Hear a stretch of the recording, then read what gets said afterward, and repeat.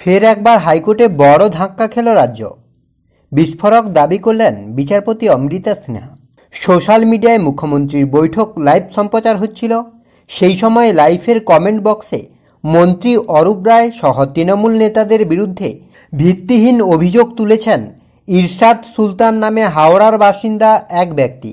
গত 28শে জুন মুখ্যমন্ত্রীর ওই বৈঠক লাইভ হয়েছিল সোশ্যাল মিডিয়ায়। সেই দিনই ওই ভিত্তিহীন অভিযোগ তুলে কমেন্ট করা ব্যক্তির বিরুদ্ধে এফআইআর দায়ের করা হয়েছে।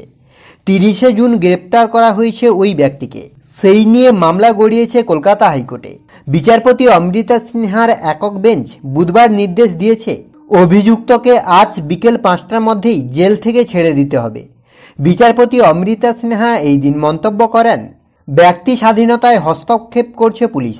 এই দিন মামলার শুনানির সময় বিচারপতির প্রশ্ন, কোনো নাগরিক ক্ষোভ জানালে কি তাকে গ্রেপ্তার করা হবে?